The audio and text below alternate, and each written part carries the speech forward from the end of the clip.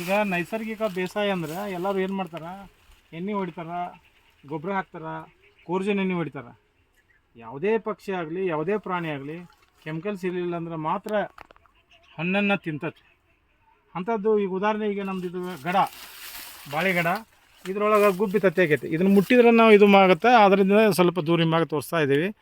ಈ ಗಡದೊಳಗನ ಗುಬ್ಬಿ ಒಂದು ಗೂಡನ್ನು ಕಟ್ಟಿ ತನ್ನ ಮರಿಯನ್ನು ಮಾಡ್ಕೊಳಕ್ಕೆ ಅದು ಮರಿಯನ್ನು ಮಾಡ್ಕೋತಾ ಇದೆ. ಆದ್ದರಿಂದ ನಾವೇನು ಮಾಡ್ತೀವಿ ಅಂದ್ರೆ ಇದು ಹಣ್ಣಾದ್ರೂ ಕೂಡ ಗುಬ್ಬಿ ಮರಿ ಅದೊಂದು ಸ್ವಲ್ಪ ಅಡ್ಡಾಡೋ ಲೆಕ್ಕಕ್ಕೆ ಬಂದಾಗ ನಾವು ಅದನ್ನು ಮುಟ್ಟಿದ್ರೆ ಆ ಗುಬ್ಬಿ ಬೇರೆ ಕಡೆ ಹೋಗುತ್ತೆ. ಆವಾಗ ನಾವು ಇದನ್ನು ಗಡನ ಕಡ್ಕೋತೀವಿ. ಇಲ್ಲ ಅಂದರೆ ಗುಬ್ಬಿ ತಿನ್ನೋಕೆ ಆ ಗಡನ ಬಿಟ್ಬಿಡ್ತೀವಿ. ಹೀಗೆ. ಓಕೆ ಸರ್ ತುಂಬ ಖುಷಿ ಆಯ್ತು. ನ್ಯಾಚುರಲ್ ಆಗಿ ಬೆಳೆದಿದ್ರಿ ನೋಡಿ. ಬಾಳೆ ಒಳಗೇ ಗುಬ್ಬಿ ಮೊಟ್ಟೆ ಇಡ್ತಾವಂದರೆ ಎಷ್ಟು ನ್ಯಾಚುರಲ್ ಇರ್ಬೋದು. ಈ ನ್ಯಾಚುರಲ್ ಆಗಿ ಸುಭಾಷ್ ಪಾಳೇಕರ್ ಅವರ ಅವರ ಒಂದು ಸಂದರ್ಶನದಲ್ಲಿ ಸುಮಾರು ಒಂದು 10-15 ವರ್ಷದ ಹಿಂದೆ ಕೂಡಲ ಸಂಗಮದಲ್ಲಿ ನಾವು ಅವರು ನ್ಯಾಚುರಲ್ ಆಗಿ ಮಾತಾಡಿದಾಗ ಅವ್ರು ಹೇಳ್ತಾಯಿದ್ರು, ನ್ಯಾಚುರಲ್ ಹೆಂಗಿರ್ಬೇಕಂದ್ರೆ ಪಕ್ಷಿ ಪ್ರಾಣಿಗಳನ್ನು ತಿಂತಿರ್ಬೇಕು ಅದನ್ನು, ಆದ್ರೆ ನ್ಯಾಚುರಲ್ ಆಗುತ್ತೆ. ಅದೇ ಕನ್ನೇರಿ ಮಠದ ಅಜ್ಜಾರು ಕೂಡ ಹೇಳ್ತಾರೆ, ನಾವು ಎಣ್ಣೆ ಹೊಡೆದ ಗುಬ್ಬಿಗಳನ್ನು ಓಡಿಸ್ತೀವಿ, ಪ್ರಾಣಿಗಳನ್ನು ಓಡಿಸ್ತೀವಿ ಅಂತೇಳಿ. ಆದ್ರೆ ನಾವು ಆ ಕೆಲಸ ಏನು ಮಾಡಲ್ಲ. ನಾವು ಗುಬ್ಬಿಗಳನ್ನು ಅಂದ್ರೆ ಪ್ರಾಣಿ ಪಕ್ಷಿಗಳನ್ನು ಪ್ರೀತಿಸಿ ಅವಕ್ಕೆಲ್ಲ ಆಹಾರಗಳನ್ನು ಇಲ್ಲೆಲ್ಲ ಉತ್ಪತ್ತಿ ಮಾಡಿ ಅವು ತಿಂದುಬಿಟ್ಟಿದ್ದನ್ನು ಮಾರಿ ನಾವು ಜೀವನ ಮಾಡ್ತೀವಿ. ನೀವು ಹಿಡೀರಿ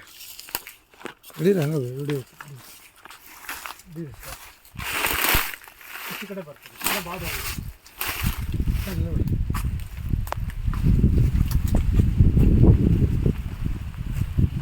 ನೋಡಿ, ಭಾಳ ಖುಷಿ ಆಗುತ್ತೆ, ಹೆಮ್ಮೆ ಆಗುತ್ತೆ. ನ್ಯಾಚುರಲ್ ಆಗಿ ಮೊಟ್ಟೆ ಇಟ್ಟು ಎಲ್ಲ ಗುಣಿಗಳಲ್ಲಿ ಕೂಡ ಗುಬ್ಬಿಗಳು, ಪ್ರಾಣಿಗಳು, ಪಕ್ಷಿಗಳು, ಸುಮಾರು ಸಣ್ಣ ಸಣ್ಣ ಜೀವಿಗಳು ನ್ಯಾಚುರಲ್ ಆಗಿ ಬೆಳೆದಿದ್ದಾರೆ. ಇವತ್ತು ನಮಗೆ VOG ಬಯೋಟೆಕ್ ಪ್ರೈವೇಟ್ ಲಿಮಿಟೆಡ್ ಕಂಪ್ನಿಯಿಂದ ನಾವು ಇವ್ರಿಗೆ ಪ್ರಾಡಕ್ಟ್ ಕೊಡೋದು ಕೂಡ ನಮ್ಮ ಪುಣ್ಯ. ಇವರು ಕೂಡ ಸೇವೆ ಮಾಡ್ತಿದ್ದಾರೆ, ರೈತರ ಸೇವೆ ಮಾಡ್ತಿದ್ದಾರೆ. ಸಾಕಷ್ಟು ರೈತರಿಗೆ ನಮ್ಮ ಔಷಧಿ ಗೊಬ್ಬರಗಳನ್ನ ಕೊಟ್ಟಿದ್ದಾರೆ. ನಮ್ಮದು ಕೂಡ ತುಂಬ ಚೆನ್ನಾಗಿ ಬೆಳೆಸಿದ್ದಾರೆ. ಕಬ್ಬಿಗೆ ಸುಮಾರು ಬೆಳೆಸಿದ್ದಾರೆ. ತುಂಬ ಚೆನ್ನಾಗಿ ಹೆಲ್ದಿಯಾಗಿ ಸಾವಿರಾರು ಜನಕ್ಕೆ ನಮ್ಮ ಕಂಪ್ನಿ ಬಗ್ಗೆ ಹೇಳ್ತಾರೆ. ನಮ್ಗೆ ಹೆಮ್ಮೆ ಇದೆ. ಇಂಥ ಪ್ರಗತಿಪರ ರೈತರು ಸಿಕ್ಕಿರೋ ನಮ್ಮ ಪುಣ್ಯ ಅಂತೇಳಿ. ಸರ್ ತುಂಬ ಥ್ಯಾಂಕ್ಸ್ ಸರ್.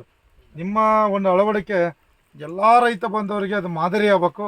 ಅವರು ಕೂಡ ಅಳವಡಿಸ್ಕೋಬೇಕು. ಗುಂಪು ಬಾಳೆ ಬೆಳೆಸ್ಬೇಕು.